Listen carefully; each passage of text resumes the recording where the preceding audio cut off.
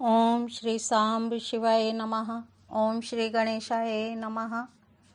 श्री शिव महापुराण में रुद्र संहिता युद्धखंड का 11वां अध्याय प्रारंभ करते हैं। व्यास जी बोले, हे ब्रह्मपुत्र, हे महाप्राज्ञ, आप धन्य हैं। हे शैव श्रेष्ठ, त्रिपुर के जल जाने पर सभी देवताओं ने क्या किया? दाहा से रहित मैं कहाँ गया? वे यतिगण कहाँ गए? यदि शिवजी की कथा से संबंधित अन्य कुछ हो तो वह सब मुझे बताइए।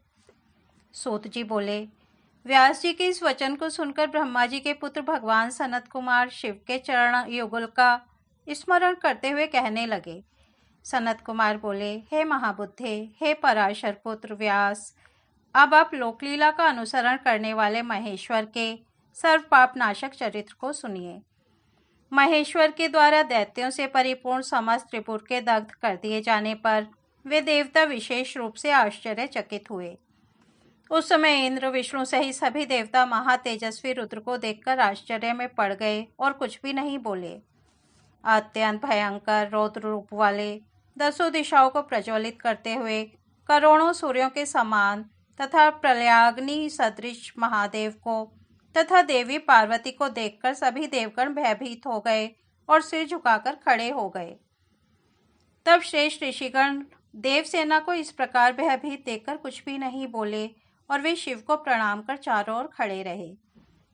तब शंकर जी के रूप को देखकर डरे हुए ब्रह्मा भी प्रसन्नचित होकर सावधान हो देवताओं तथा भयभीत विष्णु के साथ पार्वती सहित भक्ताधीन देव भव हर त्रिपुरारी महेश्वर की स्तुति करने लगे।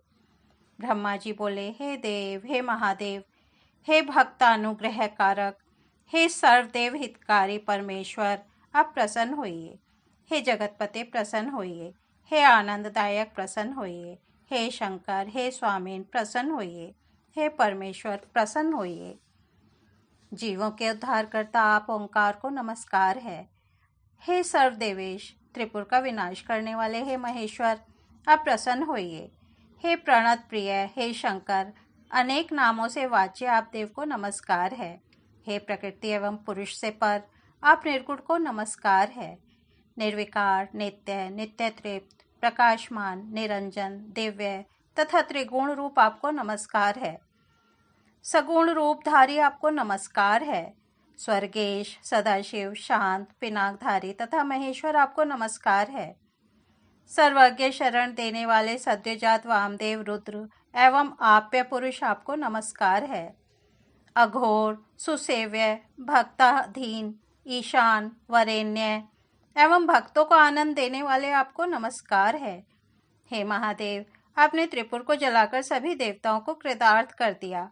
अब आप भयभीत समस्त देवताओं की रक्षा कीजिए, रक्षा कीजिए। इस प्रकार ब्रह्मादि सभी देवता अति प्रसन्न होकर भगवान सदाशिव की स्तुति कर उन्हें पृथक पृथक प्रणाम करने लगे।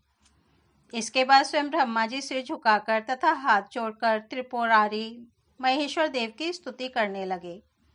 ब्रह्मा जी बोले, हे भगवान, हे देव देवेश, हे त्रिपुरांतक, हे शंकर, हे महादेव, मेरी अनपायनी श्रेष्ठ भक्ति आप में सदैव बनी रहे।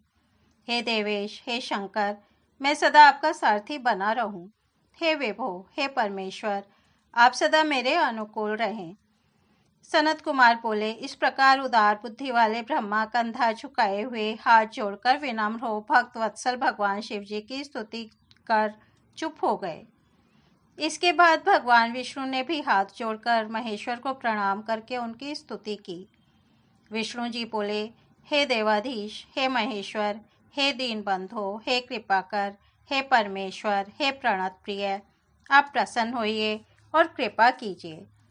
निर्गुण होते हुए भी सगुण और प्रकृति रूप होते हुए भी पुरुष रूप आपको नमस्कार है। उसके बाद गुण रूप धारण करने वाले विश्वात्मा आपको नमस्कार है। विश्वात्मा, भक्त प्रिय, शांत स्वरूप तथा परमात्मा शिव को नमस्कार है। सदाशिव, रुद्र एवं जगतपति को नमस्कार है। आप में आज से मेरी भक्ति दृढ़ होकर निरंतर बढ़ती रहे। सनत कुमार बोले, ऐसा कहकर महाशिव भक्त विष्णु मौन हो गए। इसके बाद सभी देवता प्रणाम करके उन परमेश्वर से कहने लगे। देवता बोले, हे देवनाथ, हे महादेव, हे करुणाकर, हे शंकर, हे जगतपते, हे परमेश्वर, प्रसन्न होइए, प्रसन्न होइए। आप सर्व करता हैं, आप प्रसन्न होइए। हम लोग प्रसन्नता के साथ आपको नमस्कार करते हैं। आप में हमारी अविनाशी दृढ़ भक्ति सदा बनी रहे। सनत कुमार बोले, इस प्रकार ब्रह्मा, विष्णु तथा देवताओं के द्वारा स्तुति किए जाने पर लोक कल्याणकर्ता शंकर जी ने प्रसन्नचित होकर कहा। शंकर बोले, हे विधे, हे विष्णु, हे देवताओं, मैं विशेष रूप से प्रसन्न हूँ।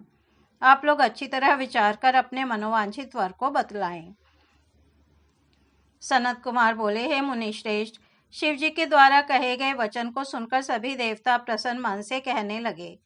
सभी देवता बोले, हे भगवान, हे देव देवेश, यदि आप प्रसन्न हैं और यदि आपको हमें वर देना ही है तो हम देवताओं को अपना दास समझकर यह वर दीजिए कि हे देवश्रेष्ठ, जब जब देवताओं पर विपत्ति पड़े तब तब आप प्रकट होकर सदा दुख का निवारण करें। सनत कुमार बोले, जब ब्रह्मा, विष्णु तथा देवताओं ने भगवान शंकर से इस प्रकार कहा तब उन्होंने प्रसन्नचित होकर एक ही बार सभी देवताओं से कहा, ऐसा ही होगा। हे देवगणों, मैं इन स्तोत्रों से प्रसन्न हूँ। इनका पाठ करने वालों तथा सुनने वालों को मैं निश्चित रूप से सर्वदा लोक में परम अभीष्ट वर देता रहूँगा। इस प्रकार कहकर देवताओं के दुख का सदा निवारण करने वाले शंकर जी ने प्रसन्न होकर जो भी समस्त देवताओं को प्रिय था वह सब उन्हें प्रदान किया। इस प्रकार श्री शिव महापुराण के अंतर्गत द्वितीय रुद्र संहिता के पंचम युद्ध खंड में देव स्तुति वर्णन नामक 11वां अध्याय पूर्ण हुआ। अब हम 12वां अध्याय सुनते हैं। त्रिपुरदाह के अनंतर शिव भक्त मैं दानव का भगवान शिव की शरण में आना, शिव द्वारा उसे अपनी भक्ति प्रदान कर वितल लोक में निवास करने की आज्ञा देना, देव कार्य संपन्न कर शिव जी का अपने लोक में जाना। सनत कुमार बोले, शिव जी को प्रसन्न देखकर उनकी कृपा के प्रभाव से भस्म होने से बचा हुआ मैं दानव अति प्रसन्न होकर वहां आया। उसने सदाशिव एवं अन्य देवताओं को भी प्रेम पूर्वक हाथ जोड़कर सिर झुकाकर प्रणाम किया और उसके बाद शिव जी को पुनः प्रणाम किया। तदनंतर उठकर शिव जी की ओर देखकर भक्ति से पूर्ण मन वाला वह श्रेष्ठ दानव माए प्रेम पूर्वक गदगद वाणी से उनकी स्तुति करने लगा। मैं बोला, हे देव देव, हे महादेव, हे भक्त वत्सल, हे शंकर, आप कल्प वृक्ष स्वरूप हैं तथा सभी पक्षों से रहित हैं। हे प्रकाश रूप, आपको नमस्कार है। हे विश्वरूप, आपको नमस्कार है। आप पवित्र आत्मा को बार बार नमस्कार है। आप पवित्र करने वाले को बार बार नमस्कार है। विचित्र रूप वाले, नित्य तथा रूप से अतीत आपको नमस्कार है। दिव्य रूप, दिव्य एवं अत्यंत दिव्य आकृति वाले आपको नमस्कार है। प्रणत जनों की सभी प्रकार की विपत्तियों को दूर करने वाले तथा सबका कल्याण चाहने वाले आपको नमस्कार है। त्रिलोकी के कर्ता, भर्ता तथा हर्ता आपको बार बार नमस्कार है। हे शिवाकांत, हे शिवेश्वर, भक्तों को भक्ति से प्राप्त होने वाले, कृपा करने वाले तथा तपस्या का उत्तम फल देने वाले आपको प्रणाम है। हे स्तुति प्रिय, हे परमेश्वर, मैं स्तुति करना नहीं जानता हूँ। हे सर्वेश, आप प्रसन्न हो जाइए और मुझ शरणागत की रक्षा कीजिए।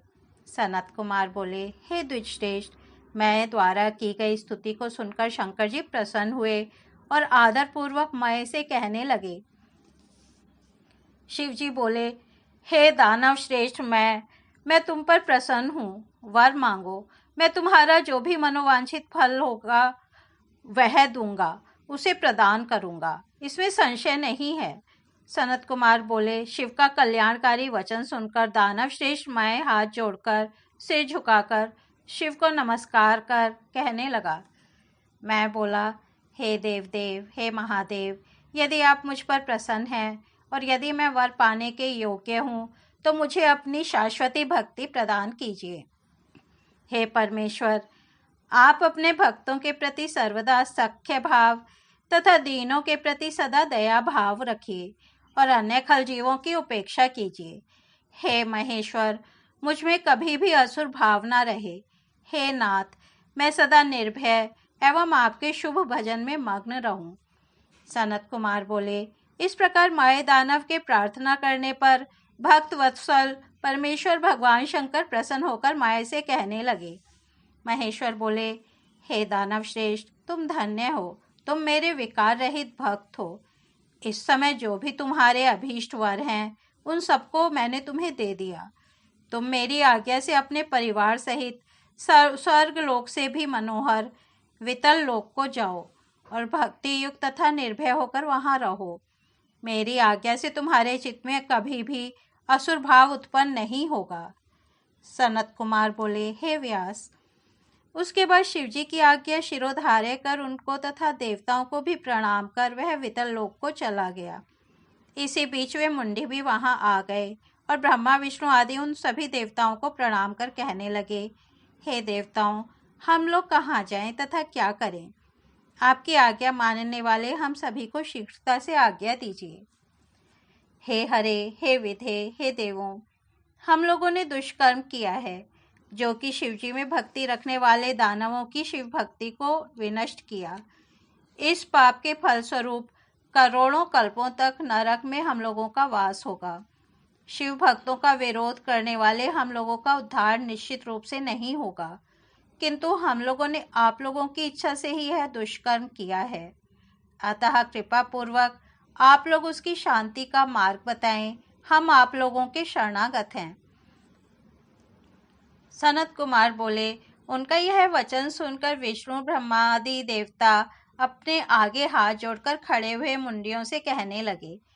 विष्णु आदि देवता बोले, हे मुंडियों, तुम लोग किसी प्रकार का भय मत करो। यह सारा उत्तम चरित्र शिवजी की आज्ञा से हुआ है।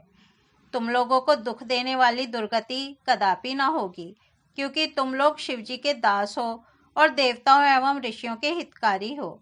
शंकर जी देवगणों एवं ऋषियों के हित करता हैं और देवताओं तथा ऋषियों का हित करने वाले लोग उन्हें प्रिय हैं। अतः देवताओं तथा ऋषियों का हित करने वाले मनुष्यों की कदापि दुर्गति नहीं होती।